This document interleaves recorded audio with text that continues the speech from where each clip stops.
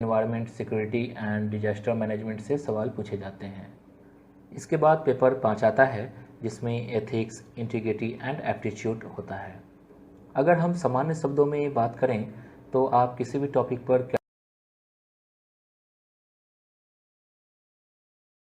क्या सोचते हैं, आप क्या विचार रखते हैं, किसी घटना पर आप कैसे रिएक्ट करते हैं। जैसे पेड़ क्या है, इसका आंसर अलग अलग लोगों के लिए अलग अलग होगा। जैसे किसी के लिए पेड़ फल देने की चीज़ है, किसी के लिए छांव है, तो किसी के लिए खूबसूरती का प्रतीक। अब मेंस एग्ज़ाम के कट ऑफ पे बात करते हैं।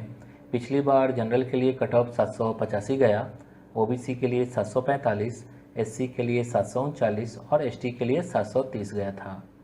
आपको ये नंबर कम लग रहा होगा, लेकिन असल में इस एग्ज़ाम में एक एक नंबर लाना काफ़ी मुश्किल है। एक एक नंबर पर रैंक बदल जाती है। अब आ जाते हैं इंटरव्यू लेवल पर। इसे पर्सनालिटी टेस्ट कहते हैं। ये काफ़ी टफ होता है क्योंकि यहीं पर आपकी असली परीक्षा होती है।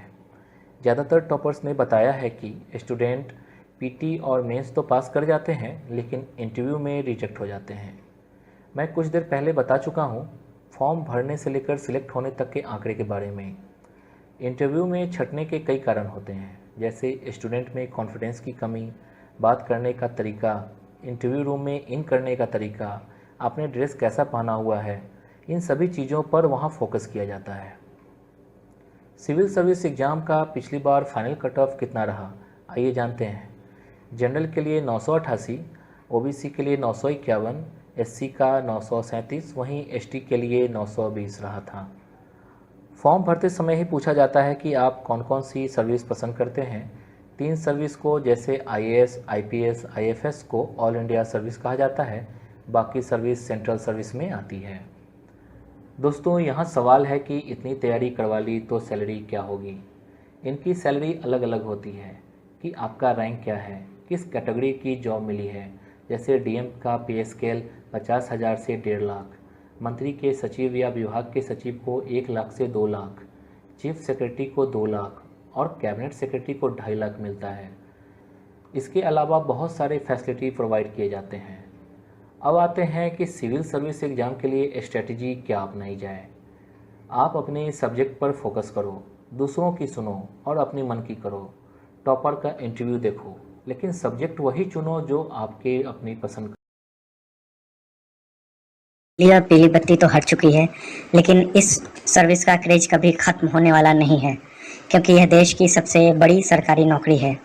इस वीडियो का टॉपिक है how to become an IAS officer.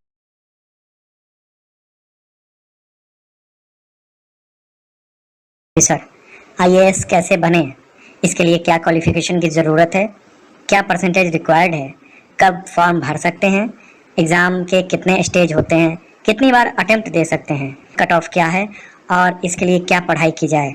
मतलब फॉर्म भरने से लेकर इंटरव्यू तक का पूरा प्रोसेस जानिए। दोस्तों, बने रहिए हमारे साथ, और अभी तक अगर आपने सब्सक्राइब और नोटिफिकेशन बेल का आइकॉन ऑन नहीं किया है तो प्लीज़ ऑन करिए।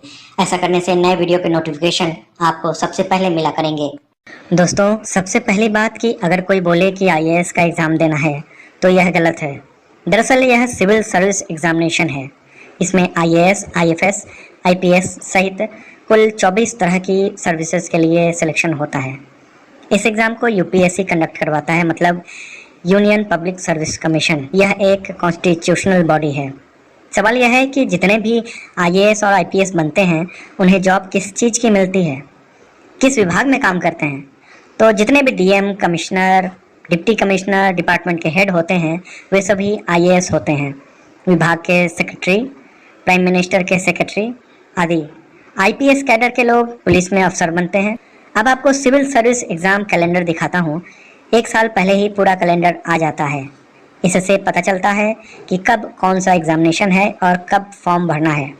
एज क्राइटेरिया को लेकर ज़्यादातर स्टूडेंट्स में कन्फ्यूजन रहता है। तो देखिए, जनरल के लिए 21 से 32 ईयर, ओबीसी के लिए 21 से 35 ईयर और एससी व एसटी के लिए 21 से 37 ईयर एज क्राइटेरिया है। अगर आप जम्मू एंड कश्मीर से हैं तो इसमें जनरल के लिए मैक्सिमम 37 एज है। फिजिकल चैलेंज पर्सन के लिए 42 ईयर्स, और जो डिसेबल्ड हैं जैसे ब्लाइंड, डेफ हैं तो जनरल में 37, ओबीसी में 38 और SC/ST में 40 ईयर तक मैक्सिमम एज लिमिट है। आपको पता होना चाहिए कि फॉर्म भरने के लिए आपके पास कितना टाइम है। अगला सवाल है कि क्वालिफिकेशन क्या होगी। सबसे बेस्ट पार्ट इस एग्ज़ाम का क्वालिफिकेशन है। इसके लिए किसी कॉलेज या यूनिवर्सिटी का टॉपर होने की ज़रूरत नहीं है। किसी IIT या IIM से पढ़ने की भी ज़रूरत नहीं है। सीधी बात है कि अगर आप ग्रेजुएट हैं तो सिविल सर्विस एग्ज़ाम दे सकते हैं, चाहे BA किया हो या मेडिकल या इंजीनियरिंग, इससे कोई मतलब नहीं है। कोई परसेंटेज की भी रिक्वायरमेंट नहीं है। आप जस्ट पास हों किसी भी डिग्री कोर्स में, ग्रेजुएट हों किसी भी सब्जेक्ट में, चाहे वह BA हो, BCom हो, BSc हो या BTech, तो आप UPSC का एग्ज़ाम दे सकते हैं। माइंड से निकाल के चलिए कि टॉपर ही क्वालिफाई कर सकते हैं। हाँ, जो स्टूडेंट्स फाइनल ईयर में हैं वे भी इसके लिए अप्लाई कर सकते हैं। एक और बात कि कैंडिडेट सिटीजन ऑफ इंडिया हो। IAS और IPS के लिए सिटीजन ऑफ इंडिया मस्ट है, बट अदर देन सर्विसेज जैसे IFS, IRS आदि में नेपाल, भूटान, पाकिस्तान के माइग्रेट हो सकते हैं। अब बात आती है अटेम्प्ट की, मतलब कितनी बार एग्ज़ाम में शामिल हो सकते हैं। तो जनरल के लिए 6 अटेम्प्ट होते हैं, OBC के लिए 9 अटेम्प्ट और SC व ST के लिए till the age of limit. Same condition Jammu and Kashmir वालों के लिए है। अब एक और बात जिसको लेकर स्टूडेंट्स में काफ़ी कन्फ्यूज़न रहता है। याद रखिए कि फॉर्म भरने से अटेम्प्ट काउंट नहीं होता है। जब आप प्रीलिम्स एग्जामिनेशन में शामिल होंगे तभी अटेम्प्ट काउंट होगा। सिविल सर्विस एग्ज़ाम में सिलेक्शन होने का चांस 0.21% रहता है। पिछली बार 11,37,000 यूथ ने फॉर्म डाला था, लेकिन प्रीलिम्स देने गए 5 लाख। इसमें क्वालिफाई 15,445 ने किया। इंटरव्यू के लिए 2,955 उम्मीदवार गए, जबकि चयनित हुए 10,199। यहाँ आंकड़ा बहुत कम है, लेकिन अगर आप SSC या IBPS का डेटा देखेंगे तो तकरीबन इतने ही चांसेस रहते हैं सिलेक्शन के। आपको सिर्फ सोचना है कि एक सीट आपके लिए है। अगर ज़्यादा सोचेंगे तो माइंड में बर्डन ही बढ़ेगा। अब बात करते हैं कोर्स पैटर्न का। पहला है प्रिलिमिनरी एग्जामिनेशन, दूसरा मेंस एग्ज़ाम और थर्ड है इंटरव्यू। प्रीलिम्स एग्ज़ाम में 2 पेपर होते हैं, पहला जनरल स्टडीज़ और दूसरा CSAT का होता है। दोनों 2-2 घंटे के पेपर होते हैं। दोनों में 200-200 मार्क्स होते हैं, लेकिन क्वेश्चन दोनों में डिफरेंट होते हैं। एक में 100 क्वेश्चन और दूसरे में 80 क्वेश्चन होते हैं। इसमें आप हिंदी और इंग्लिश दोनों भाषा में से किसी में भी एग्ज़ाम दे सकते हैं। डिपेंड ऑन यू कि किस लैंग्वेज में एग्ज़ाम देना चाहते हैं। अब बात करते हैं सिलेबस की। फर्स्ट पेपर में जनरल स्टडीज़ के सारे एरिया कवर होते हैं, history, current affairs, Indian and world geography, general science, governance etc। जबकि सेकंड पेपर यानी CSAT में SSC बैंकिंग एग्ज़ाम टाइप के क्वेश्चन होते हैं, जैसे comprehensive logical reasoning, basic numeracy आदि। क्या देख रहे हैं? आप ही के बारे में चर्चा हो रही है। हम लोगों ने तो बना आदि होते हैं। सवाल है कि दोनों पेपर में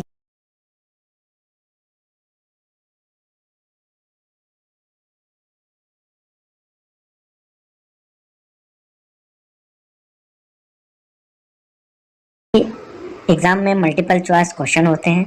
दूसरी बात, इसमें 10th, 11th, 12th का ही पूछा जाता है। इसका मेन पार्ट करेंट अफेयर्स होता है। आपको डे टू डे लाइफ से क्वेश्चन होंगे।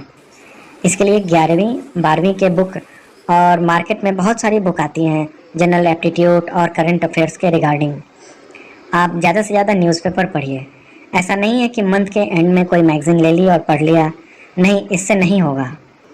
अब सवाल है कि सिविल सर्विस एग्ज़ाम के फर्स्ट स्टेज को पार करने के लिए कितना कट ऑफ बनता है। पिछले एग्ज़ाम में जनरल का कट ऑफ 116, OBC का 110, SC का 99 और ST का 96 था। इसमें सेकंड पेपर का मार्क्स नहीं जोड़ा है। अब बात करते हैं मेंस एग्जामिनेशन की। इस सेकंड स्टेज में आपका फ्यूचर डिसाइड होगा, क्योंकि इसी के मार्क्स काउंट होते हैं। एक बात और कि प्रीलिम्स के मार्क्स काउंट नहीं होते हैं, यह केवल सेकंड स्टेज तक जाने की प्रक्रिया है। मेंस एग्ज़ाम में टोटल 9 पेपर देने हैं। इसका टोटल मार्क्स 1750 रहेगा। इसमें आपको 9 में से 7 सब्जेक्ट पर ज़्यादा फोकस करना है, क्योंकि जो मेरिट बनाई जाती है वह 7 सब्जेक्ट से आती है। इसके अलावा क्वालिफाइंग पेपर होते हैं, इसके मार्क्स काउंट नहीं होते हैं, लेकिन आपको 33% नंबर लाना ही पड़ता है। इसमें एक पेपर इंग्लिश का होता है जबकि दूसरा लैंग्वेज का होता है, मतलब दोनों ही लैंग्वेज के होते हैं। सवाल है कि आखिर मेंस एग्ज़ाम के पेपर का सब्जेक्ट क्या है। तो सबसे पहले बात जनरल एसे की। इसके नाम से ही समझ रहे होंगे कि इसमें निबंध आता है। किसी भी सब्जेक्ट पर, पॉलिटिक्स, सोसाइटी, टेक्नोलॉजी आदि, एग्ज़ाम में दो दो ऐसे लिखने को मिलते हैं, मतलब 125 मार्क्स के जनरल स्टडीज़ का। इसमें Indian history, culture, world geography और सोसाइटी कवर होता है। थर्ड पेपर में constitution, governance, politics, social justice और इंटरनेशनल रिलेशन आता है। फोर्थ पेपर में टेक्नोलॉजी, इकोनॉमिक्स, डेवलपमेंट, बायोडाइवर्सिटी मतलब ecology, environment, security, disaster management से सवाल आते हैं। इसके बाद आता है एथिक्स, इंटीग्रिटी, एप्टीट्यूड। सामान्य शब्दों में कहूँ तो आप क्या सोचते हैं, आपका क्या विचार है, किसी घटना को लेकर आप कैसे रिएक्ट करते हैं। जैसे खुशी क्या है, इसका उत्तर अलग अलग लोगों के लिए वैरी कर सकता है। एक सैनिक के लिए मोर्चे पर जीत उसकी खुशी हो सकती है, एक छात्र के लिए एग्ज़ाम में टॉप करना हैप्पीनेस हो सकती है। अब अगले पेपर की बात करें तो 2 ऑप्शनल सब्जेक्ट होते हैं। इनमें से अपनी मर्जी का सब्जेक्ट चूज करना होता है।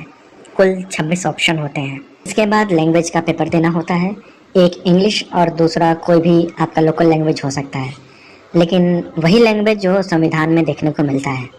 ध्यान दीजिए कि लैंग्वेज के दोनों पेपर केवल क्वालिफाइंग हैं, मतलब 33% नंबर लाना ही है, लेकिन इसके नंबर मेंस में नहीं जुड़ेंगे।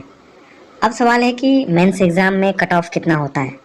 पिछली बार टोटल 1750 मार्क्स में से जनरल के लिए कट ऑफ 787 गया, जबकि ओबीसी के लिए